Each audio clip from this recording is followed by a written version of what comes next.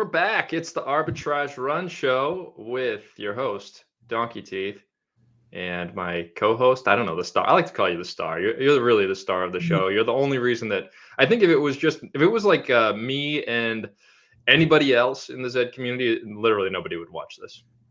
I don't know. The Zed community's starved for content, so I'm just really a figurehead at this point. That's true. Yeah, and I guess if anybody at least there's something to talk about now, which is why we're back on. We've got some big news to go over. We were waiting for the Pulse to kind of record for a little bit more context before we put something out. So Dan, I recorded the Pulse with Dan like 2 days ago. What was it, on the 13th or the 4th? Yeah, 13th. I think it was the 13th in the US. So that came out overnight, I think, on the 14th, 15th. So we got a little more context on the big changes that are coming up with Zed. There was also actually just an announcement this morning. We're recording this on February 16th, Friday, February 16th at 11:30 a.m. Eastern time. So just for everybody's reference. And there was just this announcement with what the tournaments are going to look like for the week of February 19th, the week coming up. We got the paid maiden and really a new structure. So we're going to run through that. We're going to run through the Zed changes, kind of our takeaways from that, how we feel that it affects horse values, just kind of the general kind of taking your pulse, Kevin, on how you feel about Zed right now, the direction that things are heading, all that kind of stuff.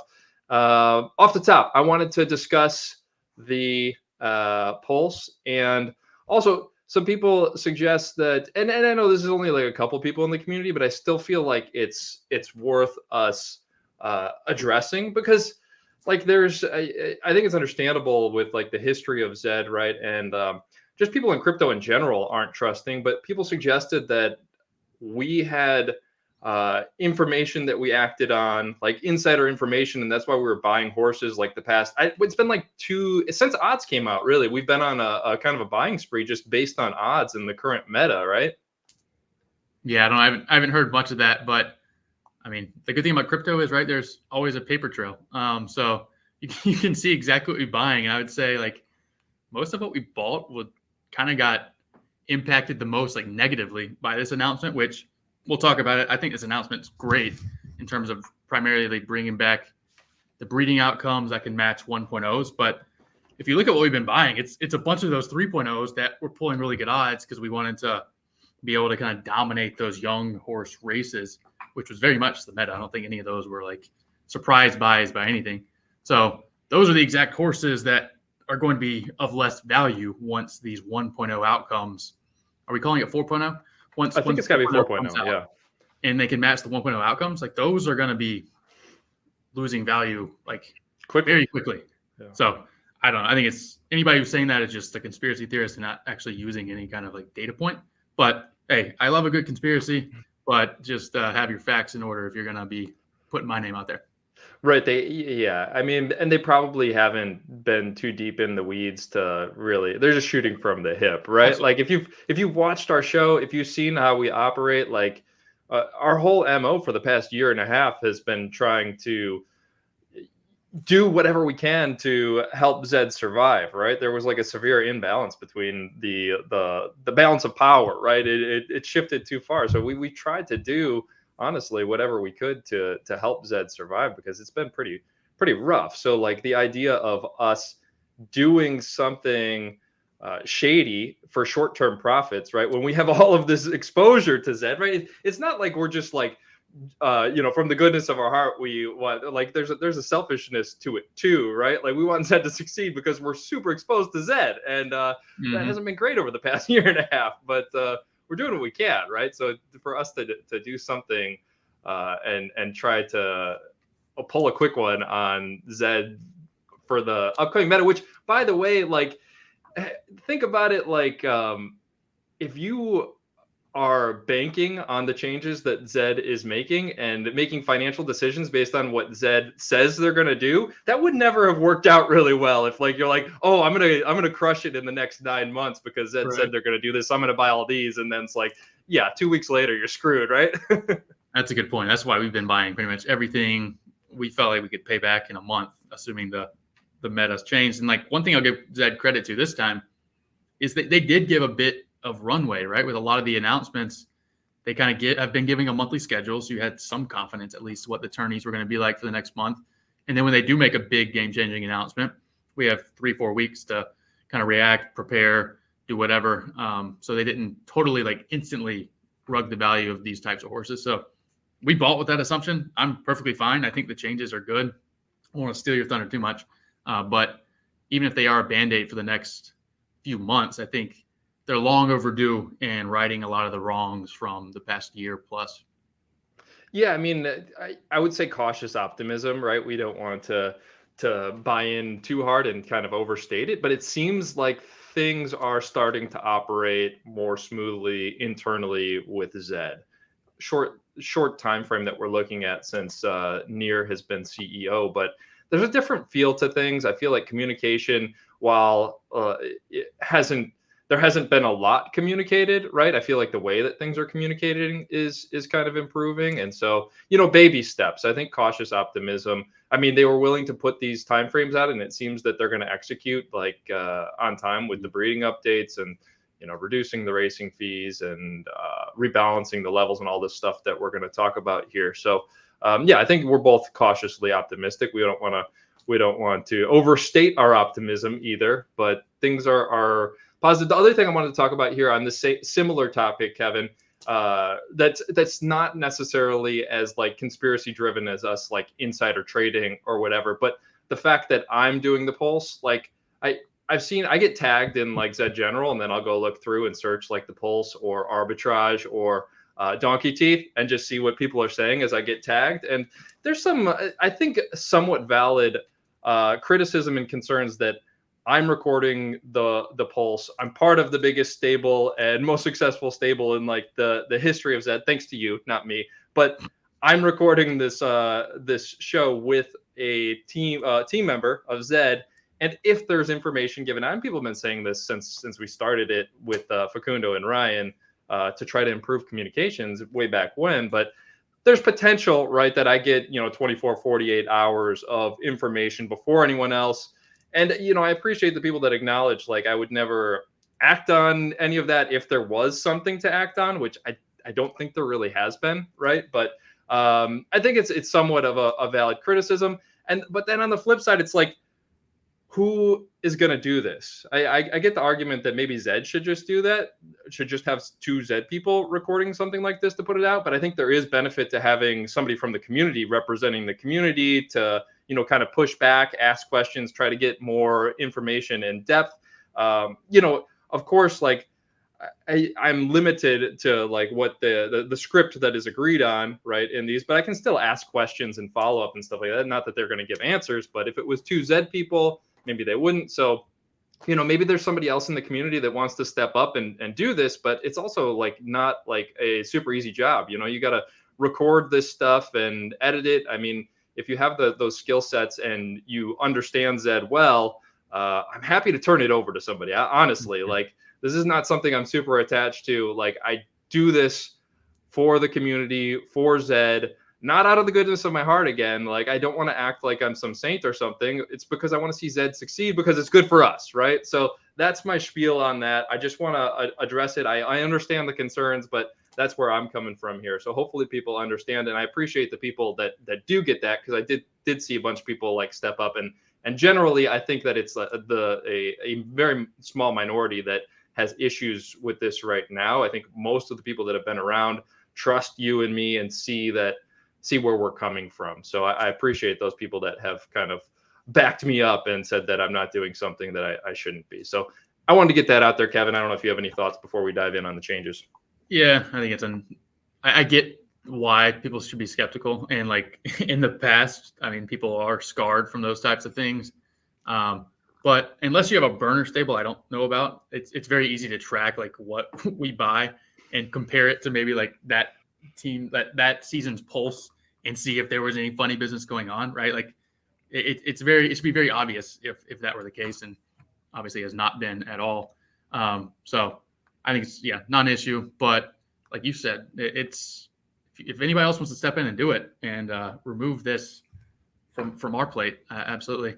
I'd say your plate. I'm not even involved, but it becomes a headache for potentially. I mean, it hasn't really been, but I see the potential for it to be a headache for all of us, right? Like, we don't want anybody questioning our success and our motives and any of that. Like, we're trying to build a brand here. We don't want people questioning our reputability and whether we're trustworthy, right? Because that's the foundation of everything that we're building, right? Yeah, but I mean, it's Discord, it's crypto. Like, people are always going to question. People are going to, yeah. It is what it is. I'm not worried. For sure. Okay, enough of that. Let's dive in. Do you want to talk about the broader changes that are coming up to the whole platform, or do you want to talk about the tournament for next week? Let's do tournament. It's a little more immediate, right? With the paid maiden, they just announced the prize pools, so we can lead with that.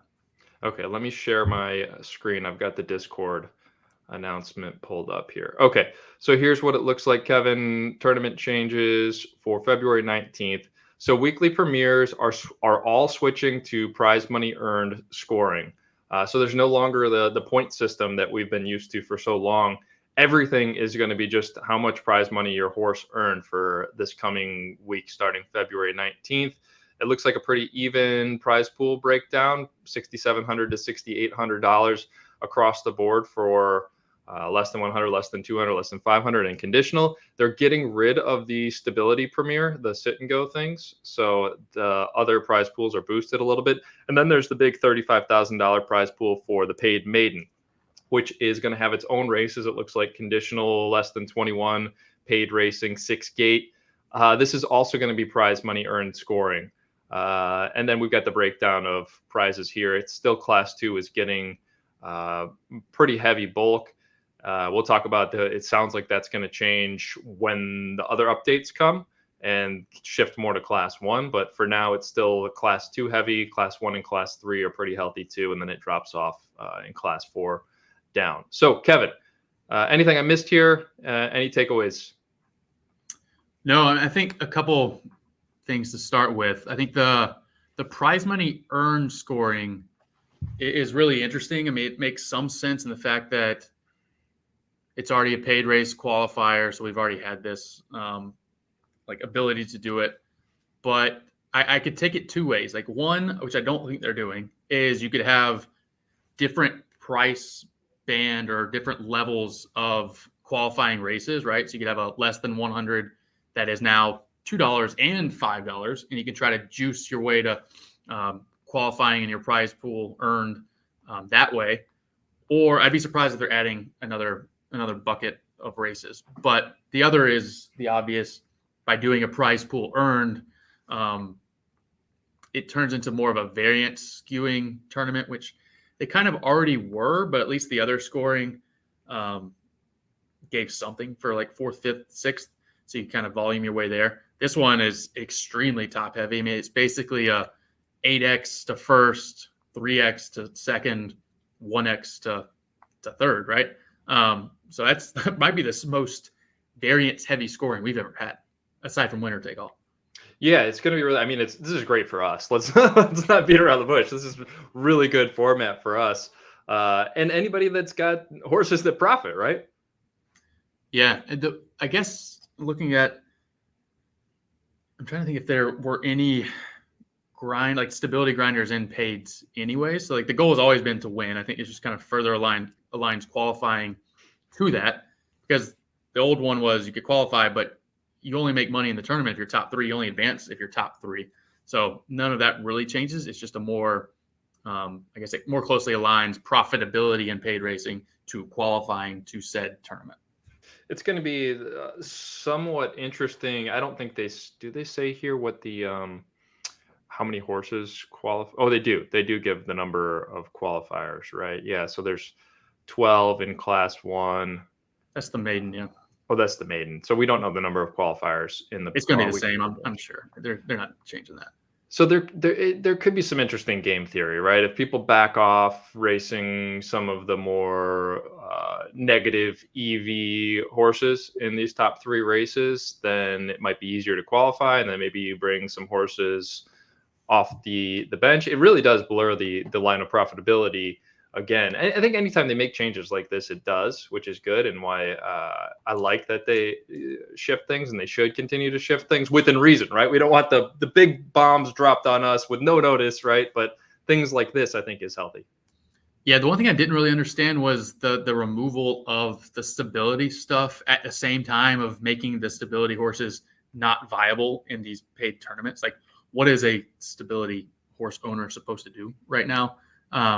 So that timing was a little odd, just to be critical of that.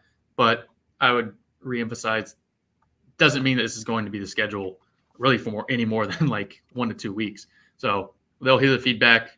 But yeah, I'm not sure what a stability horse can do right now. Yeah, I think they're on the bench. I agree. Like, yep.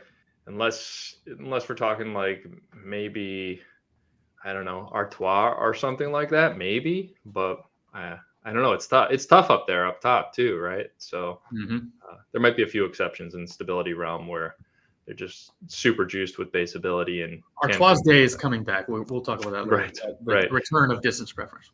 I think it's about time to get into it. By the way, I didn't mention we did sell a couple of Z1s too. The stability just kind of registered in my mind. We sold a couple of Z1s in the past month. Right around, I think we had some bids come in at 0.5, and we sold Loria Overcast, who is a very good stability stud, for 0.5, and then we sold the Z1 Autumn Gold, which is kind of a donkey for 0.5, but it's got a rare coat. I don't know. Somebody was buying, and we decided to take a little bit off the table. And then after the announcement came out, Crazy Horse apparently got super bowled up and bought like 10 Z1s and raised the floor all the way up to 1. So, I mean, I think it just goes to show you, right? Like these, I don't think that we necessarily are buying in too much. We already have enough exposure. I feel like Crazy Horse had enough exposure too, but I love that he's just like right back in, right? He'd been so critical of Zed for so long, and then they say something and haven't executed yet, but he's just like, I'm buying 10 Z1s. I mean, yeah, he's just cost averaging down, right? And all the Z1s where you had some at 20, now you got some at half. So I guess it makes sense if you believe in the game long term. And yeah, it does show how fragile these floors are sometimes, good or bad. But yeah, I guess we should have waited another week or so and rode that wave up with them on selling. I think we sold one maybe 4 to 6 weeks ago, and then the next offer came in, and it was like a week and a half before the announcement came out, I feel like. But I mean, I do think this announcement is good for Genesis, and I will flip over to the stuff. We'll try not to overlap with too much of what Dan went over on the Pulse, but we'll more get in depth into our opinions and value analysis kind of things. It's speculation, of course, but I think this is good for Genesis. Do we need to talk about racing fees? I mean, racing fees going down to 5%. That's awesome. I think everybody agrees, right? It's been long overdue, right? Yeah, I think that's really interesting. It does change things a bit. Like, I'll be very curious to see how the economics play out as we go like week to week to week with it being a self-funded tournament structure. Normally with that, it kind of like waterfalls like a little less each week, which I think they're very smart by really stimulating the first one with some Zed. And I think that's something you could even do like, I don't know, every first tournament of the month or something, just to prop it up and then let it trickle down, because it's just naturally going to decrease when there's not big events coming. Yeah, I like that. Yeah, if the first week, I hadn't thought about that, having that consistently, but maybe something that they hear. Hopefully they watch our show still. I know Facundo used to watch our show, but hopefully somebody over there is staying plugged in and listening to what you're saying, Kevin. But yes, here's what you're talking about. The first week, and Dan talked about this on the Pulse, is going to be, he said big. It's a big prize pool. So big makes me think it's going to be bigger than what have we normally had in, like 40,000 or something like that, 40,000 US dollars per week ish. Sounds right. So big, maybe 60, maybe 80, maybe 100. Who knows?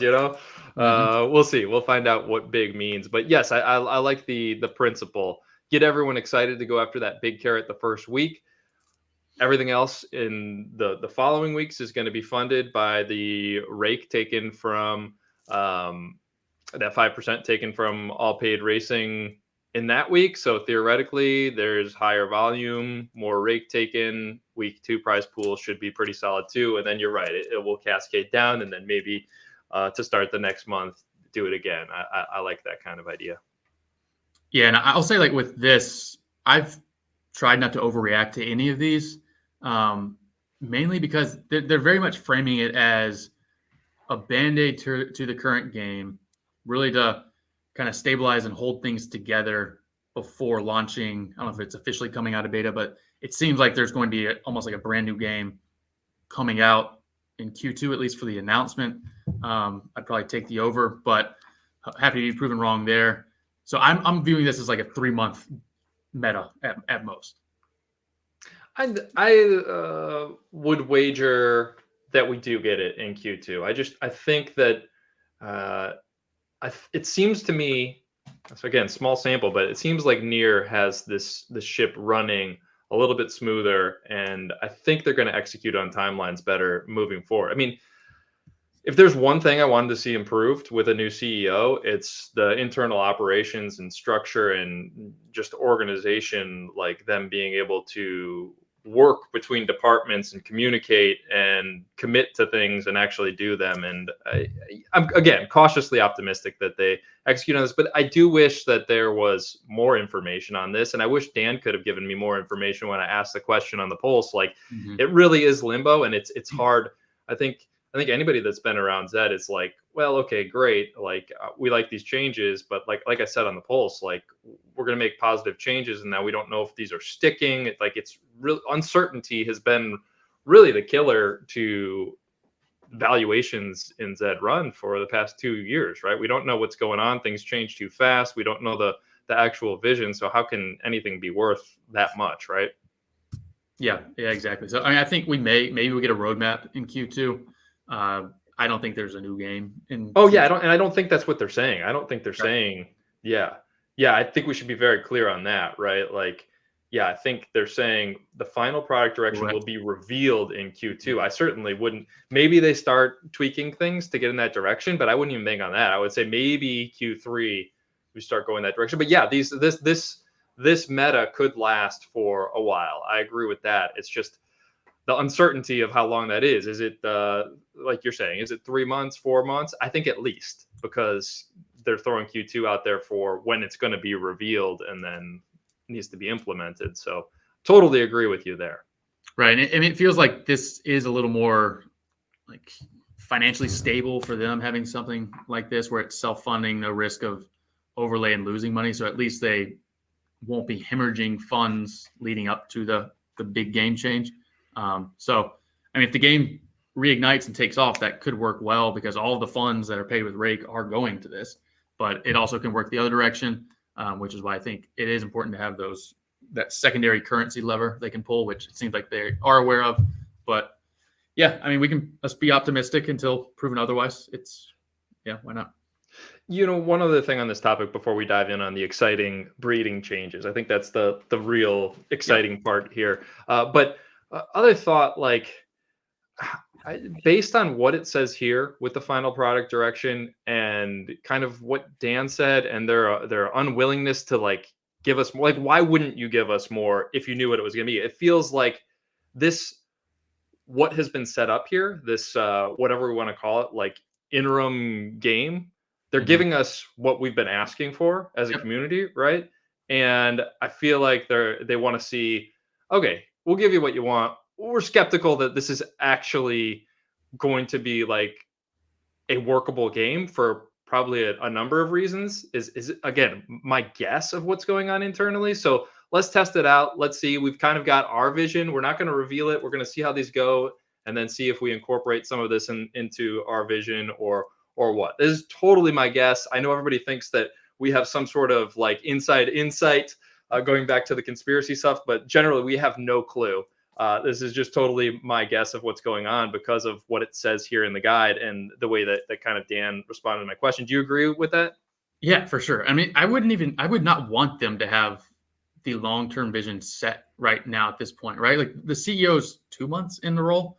That's not enough time to like fully understand everything, all the intricacies of this game. So that would be way too quick. Like, I think the timeline they have leaves enough time for education on his behalf, maybe some polling or I don't know, surveying of power users, or really just all levels of the game if they want to do it correctly. So I kind of like that time frame. And in the near term, basically, let's just roll back the clock to original ZED, where we have odds, right? We have 1.0 outcomes, maybe a little more or a little less randomness in the breeding, but also still keep that lotto ticket. I mean, it is OG ZED with all these changes, with the one difference, and it's a big difference, with leveling, right? So we can't have it all at once, because I think they do like the XP economy quite a bit, but it's a lot closer to the game we fell in love with all these changes.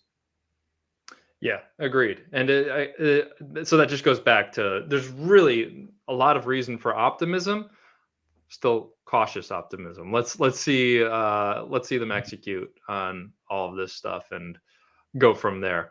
But yeah, let's dive in on the breeding changes. This is really exciting. And you said this to me, you feel like that the impact of this increased distance preference and variance is going to be huge, and you feel like it's been overlooked from what you've seen the community talking about on social media and whatnot. Like, this is a huge change, right? Yeah, I'm not super plugged in, but yeah, from what I saw, like I think that's the biggest thing about this, right? Like it takes away the biggest handcuff in the game, was that no matter what you do, you could have the best breeding outcome possible in 3.0. You weren't getting a horse that could compete at the top, like point blank. However much leveling you want to add on to it, you weren't going to be a top tier winner, because you could never hit the 1.0 levels of variance. So by fixing that, and then pairing it with the level base ability recalculation or nerfing a bit in class 1, that's going to naturally make distance preference be more of the level equation for class 1. So now the distance preference extremes matter once again, because the way 3.0 worked, like, you almost didn't want to be up against the top of a 1.0 distance preference cap, because you're just wasting level equity that you could be using for base ability, which would help you more. So by rebalancing that, it is going to help things a ton. But yeah, giving people the carrot to breed and have that champion horse has been missing for 2 years, and they're bringing it back. And they're two bullet points down. Let me highlight. They're beefing up super breeds. Hopefully, super breeds. Genuinely, I feel like the super breed function gets turned off or something, because we go these long stretches without seeing a super breed. It's like something is not working over there. These are the little things that just drive me crazy with Zed. Like, no, come on, there's no super breed, and then suddenly there's 6 of them. Like, there's none for like 2 months. Yep. Something's off. So hopefully that's fixed, but also the ability for them to get up to level 700. Like, imagine, like, if you roll a variant super breed, if you roll a super seed type horse, right, or even better, now that you can get 1.0 levels, like, seriously, you can get a diamonds at level 700 if you have the right parents, right? Yeah, be an out of the box, like, best horse in the game, which would be cool. So I don't put a ton of stock into that bullet. If we're talking about ones I think are understated or overstated, that's one I need to see it to believe it. They're so infrequent right now that I don't know. But maybe I'll be pleasantly surprised there. But in theory, seems like a good idea. But if they're popping out one every 1,000 breeds, and only the best of the best are going to be that, you may see like one horse in the next 4 months that actually does that. Yeah, you really want to see, like, in like the first week of breeding, like a couple super breeds pop out, and we want to see like a 650 and a 680 or something like that, and then that could just start this like cascade of breeding. Like, everybody wants in, and suddenly these are the best horses in the game. Of course, if that happens, then you're gonna have people saying like, "Oh, Zed's playing with the lever again. They're trying to they're trying to incentivize breeding." They should. I want them to play with the lever. Give us super breeds. I will say too, with the level piece, that's one of the benefits of what they're doing in class 1 is, like, if you're a 620 right now racing in class 1, you're drawing dead against 700s. But the way they're rebalancing it, I think if the math's correct, a 620 versus 700 right now, I guess in the future, once they adjust this, will be the equivalent of a 620 racing against like a 630 right now. Because they're basically, if my math is correct, dividing everything by 8, like the base ability equation in class 1 by 8. So each level, it now takes 8 levels in class 1 to get what currently 1 level of base ability is. So that just tightens the competitive horse gap a ton, right? If you think about, you pop out a 525 right now, you have no chance of really ever getting to 700 without just investing everything. But if you pop it out in a week or whenever this comes out in 2 weeks, you can almost race against the 700s right away, kind of like you can in class 2, where if you have a 410, if it's a really good horse, it can beat some 500s. So where are you getting the 8 number from? Like, I feel like I've seen people talking about 4x, and I feel like we talked about 4x. I took it as a as, number. yeah. So I don't want to make sure I'm saying this right. So I've heard 4x is like 1 level in class 1 is 4 times more base ability than 1 level in class 2 currently. But the way they're doing it is they're making class 1, which is 200 levels, the same top to bottom in base ability as class 2, which is 100 levels. So now it's 4x, but there's twice as many levels. So it takes 8x the levels to get 1 level in under the current state that you would have in tier 2. So it's basically the whole like 200 levels versus 100 level doubles that 4 to 8. Yeah, the class is twice as big. Yeah, I see what you're saying. So some speculation in there, it sounds like, could come out, and we see over a little bit of time that it actually is only like 4x. But even that would be huge, right? But 8x, yeah, that is massive. Like if a yeah. Who convinced? Was it ZSim? Somebody said it basically based on their ratings, and then I don't know if we ever got confirmation from Zed that the gap was that much wider in class 1 than class 2. But I've heard people smarter than me say that 4x number, and if I'm reading this announcement correct, and they're trying to make all levels top to bottom the same gap, then the 8x should be correct. Nobody's smarter than you, Kevin. Come on. I don't know. That's very good. Okay, so yes, we didn't even get to this part of the announcement, but I think anybody watching the show knows what we're talking about. The adjusted level formula, rebalancing of the levels, class 1 and class 6, as Dan talked about on the Pulse, were treated differently than classes 2 through 5 because of the S curve that they kind of created with the leveling system. So yes, this is going to change.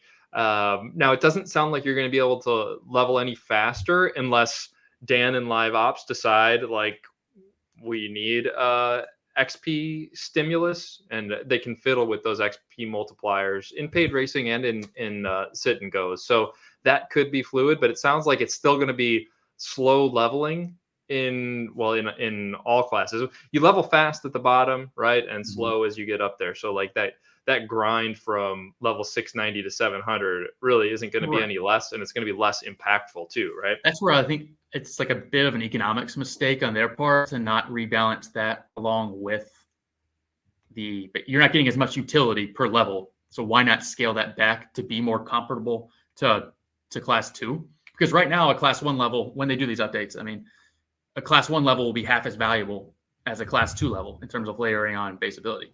So why would we be paying 10x the XP at the top end to go up half as much in class 2, as you would in class 2? It just doesn't make a lot of sense. And I fully expect people to stop boosting their class 1 horses really after maybe the maiden period and just say, okay, I'm happy with the 625 because now I can compete much like a 470 would in class 2 with a 500. It's close enough. So I would be surprised if people continue to boost their horses just because you don't get much out of it, and it's super expensive at the top of class 1. Yeah, I think the answer to me is just take the S.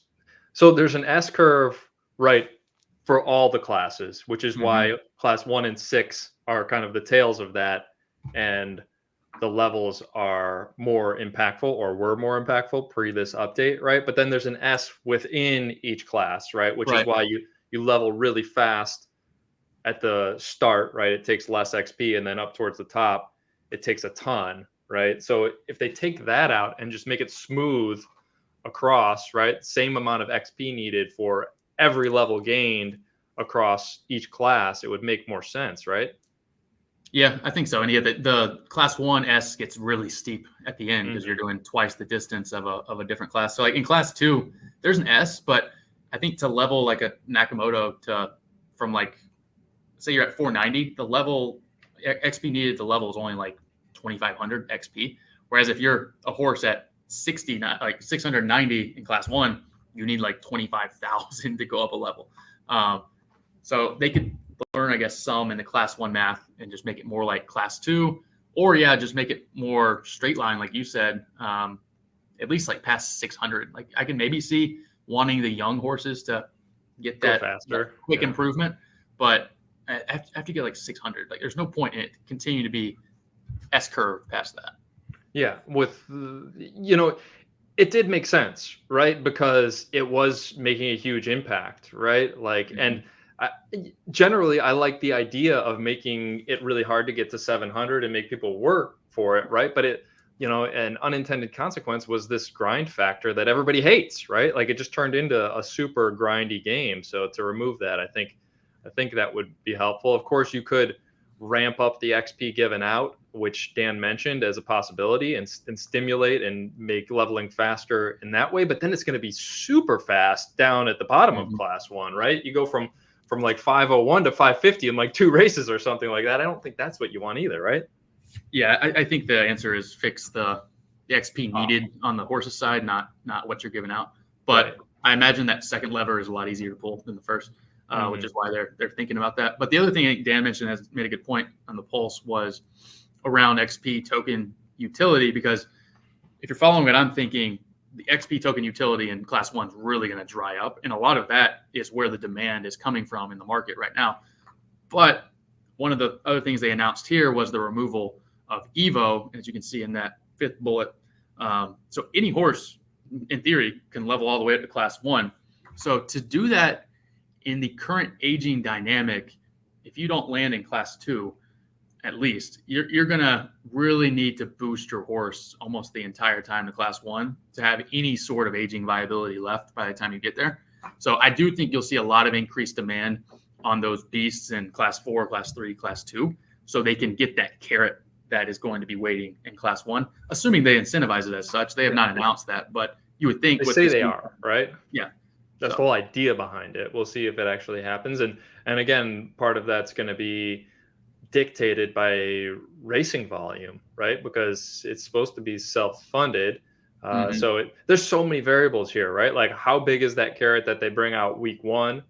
And how much racing volume do we get because of that? And how does it carry over into week 2? And then do they provide that stimulus to start the next month, like you said, or not? Because then it'll just continue to tail off. So like all of these variables are like intricately intertwined and really affect the value of a horse, right? Like, it's very complicated. It's fun. That's why I like the monthly stimulus idea, because it's such a fragile snowball you create if like things start going negatively, that you need like the monthly stabilization to keep the momentum. Yeah, agreed. Yes, and then so if you start in class 2, yes, what you're saying and what kind of Dan alluded to, right? The value of XP becomes greater if that carrot up at the top of class 1 is great enough that you really want to get there. And when you get there, maybe volume has increased to the point. Right now it's easy, right? In unconditionals, like you only need a handful of races. So like an aged horse can compete, but if you need 10 plus races in a week, maybe even 15, depending on what the scoring is, right? From week to week, like an aged horse may just, I don't know, at age 3 may just have absolutely no chance. So we'll see, but optimizing those races again and leveling as fast as you can for certain horses, your ones with the most potential, could be extremely valuable and prop up that XP economy, right? That's an interesting idea where like, what if because ZED could pull so many levers, but like for a tournament, for example, where they really want to penalize the like age 4 horses that can only race once a day, right? They could easily change the scoring to be best of 20 races. And by nature of those horses only being able to race once a day, they could at most, if fully charged, race like 15 times for that tournament. Whereas you have other horses who are now getting a best of 20 who can race 30, 40 times and take their best 20. That would really be a way to kind of nerf those aged horses if they're trying to have a more young horse centered or less aged horse centered tournament. So like there's just little levers they can pull. It doesn't need to be the new meta, but like week to week, why not do that to spread the wealth around to who you're trying to get, like what horses you want value to have that week. Yeah, no, it makes a lot of sense. Hopefully they're able to, again, this is the type of stuff like we've been talking about for years, all of these levers, and they can do this and that. And they've been totally handcuffed as an organization by seemingly how they operate internally. And I don't know whether it's people that understand this not being able to, if it's on the tech side, not being able to implement, whatever it is, they haven't historically been able to iterate and do these types of things as fast as they need to be done. So hopefully in this new era, this stuff does happen because it seems like they understand it, right? Yeah, I don't think they've ever understood the game better than like the current regime in there now. And I think some of their updates have kind of proven that. Like one little subtle one, which I think was huge though, was you can tell they are doing a better job thinking about the horses that are going to be negatively impacted by any change they make. So in this case, like the level 700 horses, they identified those would be the ones that would feel the most like slighted by these changes, rightfully so. But in doing so, they basically created some sort of fun tournament or accomplish-based like skin to compensate those horses. I think the tournament will be fun. And then on top of that, they went a step further and said, because old Zed maybe would have thought of that and just said, all right, here you go. One's at 700. You got it. Congratulations. Here's some compensation. But they went a step farther and said, well, there's also the horses that are like close, but not quite there yet. And they assumed they were going to have this same utility. And they've spent, in some cases, 90% of the money that a horse that's gotten to 700 already has. So they then gave a 1 month heads up to say, okay, if you're close, we give you this 4-week period to kind of get to the finish line and reap these rewards. Like that is a much better user experience than they have provided any time in the past. Yeah, and it's it's a delicate balance, right? Because like the game has to be dynamic and change to a certain degree, right? Like within reason. So like you don't want to like super like give all these level 700s that are being negatively affected by this change like a huge handout, right? Like just here's like I don't know, 10,000 Zed token, or what is 10,000 even a lot? I don't know, 100,000 Zed token. I'm not sure. Like if you don't just want to hand stuff out and then have that expectation down the road. Instead, it's like, well, yes, this is a big one and this is severely negatively impacting them and we recognize it. Still, we're creating a tournament and it's something fun as a reward and you can win. And we're not just giving you, yeah, they're giving a skin, but that's doesn't necessarily have like tangible. Hopefully there's monetary value. Depends how many level 700s there are. It depends how cool it looks, right? But yeah, I like the way that they've approached it. I agree, and I mentioned it on the Pulse and kind of gave Dan a little bit of kudos there. You and I have talked about this before, but it does feel like they're more self-aware as an organization. Which again, these little things, yes, we haven't seen them execute on all the stuff yet. But it gives me that cautious optimism, right? That things are moving in the right direction. It's just that every little thing, it's like we're trying to read the tea leaves and, look at the bright side here, right? It feels like we're going in the right direction. I mean, they're free throws. Like they're not complex things to nail, but like, they've missed. They've Andre Drummond with the line. Yeah. I was gonna say Shaq, but yes. Yeah. Anything else we want to talk about here? I've got to run to the dentist in a couple minutes. We can kind of start to wrap it up, but do you think there's anything? Here's the timeline. No, racing fees are being adjusted. Another like subtle thing that I think was very smart on their end that they've made the free throw on in the past was having these breeding updates go out like after this maiden goes, because the paid maiden starts, what is that, the 19th? I don't know, probably 19th, we'll say. So with that, you've already had people breed for this paid maiden and kind of anticipate those 3.0 horses having a good chance at winning this. What would really suck is if they did this breeding update like right now, and all of a sudden those horses you bred, you're like, well, I wouldn't have bred that horse for this contest if I knew they were immediately going to be obsolete by the 4.0s coming in and dominating. So letting the 3.0s have their like one last shining moment before getting pillaged by the 4.0s, I think was very smart. It may have been intentional. It may have been they actually needed the extra week to have the breeding updates live. I'll assume that they were intelligent about it and intentionally staggered that by a week. One counterpoint on these 3.0s getting their value getting kind of wrecked here by this update. If here's another lever that they could pull, right? If they brought back top 2 6 gate, right? That is the ideal format we decided for, like the maximum 3.0 variants. So if they said, oh, this week is going to be all top 2, right? Then suddenly those horses are the best that you can have, right? They're the overpower horses that you'd want. So there are levers to keep those values up. I don't know if they will, right? Again, but just some other thing to think about, right? Yeah, I think they're doing that with what is it? The class 1 is 6 gate, but I think it's top 3 advanced. But I think they are kind of doing that already, so that makes you think they might do that in the future. But yeah, I agree. I think with 4.0 though, there still will be 3.0 level, like optimal top 2 levels of variance as well, because it's a spectrum, right? We're just unlocking the top end of the spectrum. So like that could still tailor towards 4.0 horses. But you're right. Like if you make those extreme U variance horses not as viable, that immediately boosts anything under that cap, which is just what 3.0 does. Mm-hmm. Okay. Any final thoughts on this? I want to kind of talk real quick before we wrap up about Legends League, since we haven't really addressed that. But any other thoughts on this announcement first? I'm good.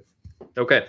Yeah. So Legends League, I had intended to get this thing running by like right around now, and just like as everything feels kind of in limbo. And I've been traveling like the past 6 months. I've traveled so much, but the past couple weeks I've been out of town, and so we talked about it, but we haven't talked about what we're going to do. Like we talked about, I don't know. We haven't talked, you, me, and Joe, about how to handle Legends League. So I just kind of wanted to bring it up. Like there's no set start date. I've brought it up a few times, like let's get registration open. But now I'm kind of the opinion, maybe we wait and see what ZED looks like in a couple weeks and kind of go from there. Like, I don't know. I don't know if you have an opinion on this, but I just kind of wanted to bring it up so it didn't look like we were just kind of forgetting about Legends League.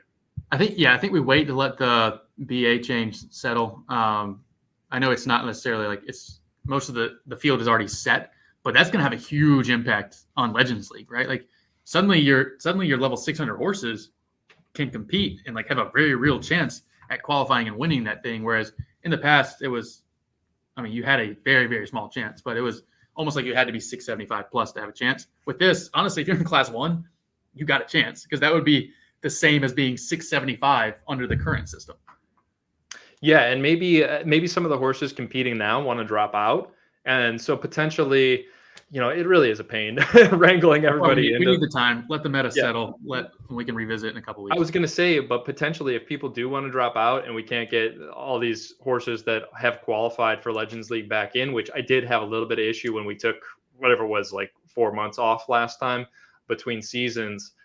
We could do another qualifier, because there's going to be all these new horses that weren't interested before potentially. So if a bunch of spots do open up, maybe we start with that, do a qualifier. We can do some live streams on that, give some horses away and have some fun with a second qualifier, and then go with Legends League from there. But again, it's in flux. Just didn't want people to think that we were totally ignoring it. So, and then the maiden, we'll see where maidens go from here. And see if Zombie wants to do another Zombie Arbitrage Maiden. So stay tuned for all that. We'll do a live stream at some point in the near future, but I think that's a good spot to wrap it, Kevin. Sounds good. I'll let you get to the dentist. Yeah, I can't wait. It's always a pleasure talking ZED. Look forward to doing more of these live streams and all that. Thanks for subscribing to our channel, everybody. Give us a like, share this on social media and whatnot, and we will come back at you with another show in the next couple weeks, I think. All right.